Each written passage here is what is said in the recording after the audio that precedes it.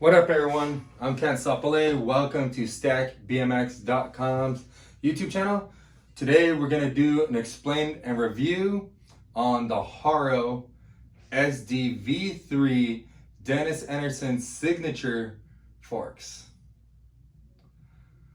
So like always, I'm going to tell you everything about these forks straight to the mom and dad as well as you riders, and tell you guys everything you need to know about these forks, from what are these things called to why are these forks so expensive to how are they made. So let's get to it. If you're not too familiar with BMX forks, they're pretty much what goes on the front of your bike, and they help you steer, they hold your front wheel, and these tend to be the first thing to bend or break if you're jumping your bike. So big thing is that a lot of the stock bikes, they have high tensile steel forks, and yes, you spent a lot of money on the bicycle, which is $400, but if you really look at the grand scheme of things, if this fork is $150 and that bike was $400, that's over a quarter of the price. So that means that this thing is really good quality, and that maybe your forks could just need some upgrade, not because they're not good, but because you're actually riding the bike and you're over riding the bike in a sense where your skills have gone higher than your actual components. You know what I mean? If you're just cruising around, jumping a few times, you don't need crazy forks. Yes, the bike's designed for freestyle, but there's levels to it to get into it.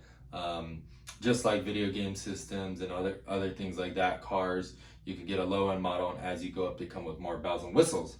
So until that's pretty much what this fork is. If you're really riding and you're bending forks, most of the time we recommend going from the inexpensive fork or the stock fork straight to the high-end fork, something like this around the $150 price range, mainly because it's going to hold up. So the forks bend from two different ways. Usually they bail and they land nose heavy. Let's do it from the side. Boom! Forks bend backwards, your forks are done. Or they fly and they case a jump and the wheels land one on the back side, one on the other, and the forks bend up. So what that said is that those two ways cause the forks to bend certain ways. So majority of the time it is the legs right here, and if you have heavy duty legs, then the steer tube bends, and this actually will bend in an arch. But most of the time it's the legs. You can see them pinch, and usually you could get away with it more if the steer tube bends. But majority of the times are the legs, they bend, and you just need a heavier duty fork leg. So these forks come with a heat treated steer tube. So if you look closely, this steer tube goes from thin to thick, and it's actually one solid piece. So this was a steel stock bar, and they machined it down on a lathe or a CNC machine to bring it down to this radius. They also threaded the inside for this very cool cap. This cap is designed so that you could cut it here if you decide to cut your forks, and show those threads so it doesn't bottom out. Another cool thing is Haro supplied you with a 6mm Allen on the top, as well as a square head that is used with a ratchet. So you just stick a ratchet in there and you could use it to tighten up this. So this is a compression bolt. It's just to squeeze your headset down together. So I think that's super cool. Let me pull these bolts out again. Look inside the steer tube. It has a crazy thin wall, but this thing is machined down quite a bit, and definitely heavy duty. Definitely like the look of this. Another thing is that if you notice the fork legs, they are super fat up here and they taper down small here. Main reason is to give it a little bit more girth and strength right here where they bend. So most forks bend right here, so it gives it a lot more material, a lot more strength right there.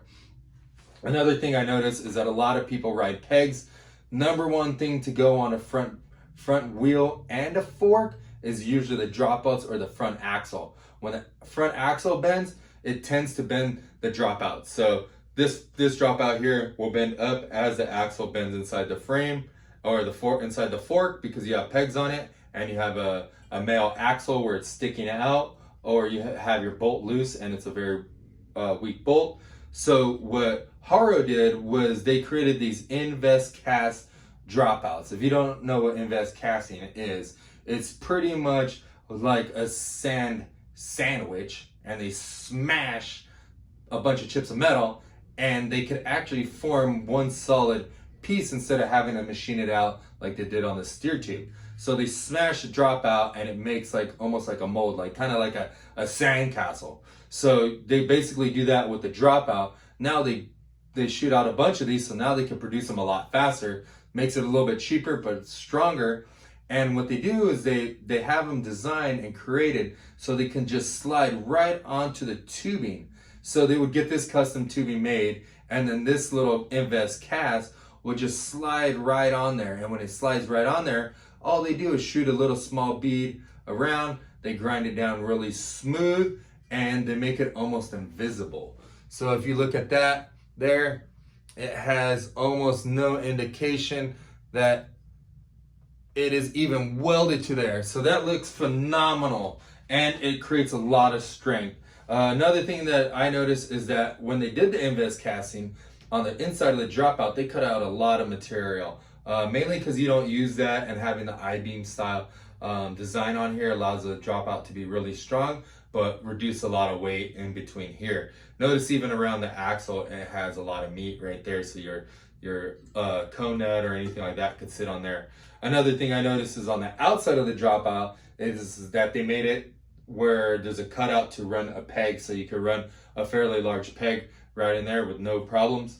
Another big feature that people don't know about buying forks is the offset. On the offset is the crucial part of the fork. That's actually like what you're buying the fork for. So they have some forks which are crazy steep from 15 millimeters, and that's from the center of this tube to the center of this axle. So it's 15 millimeters, which is really, really short. And then they got some that go up to 35, 38 or something like that, but that's very rare. Majority of them are going to be 32 or 33. 28 is very popular, 25 is very popular, and there's a few 20s out there that are kind of popular. But the smaller the number, like the 20, are going to be really steep and twitchy. So if you're doing real tech nose stuff, that would be awesome to use that style fork. But if you're riding trails and you're jumping, you're going really fast, the 32 forks is what you're going to lean towards. These SD forks come in at a 32 millimeter offset. These are perfect for trails and old school dudes that are used to that 32 millimeter fork, like a pitchfork or something similar like that. But by far, this fork looks super heavy duty. I can't wait to try it on my bike. If you want to see me ride it, check out my Instagram, Can't Stop LA. And you can see me riding these forks. Gonna probably throw them on my bike.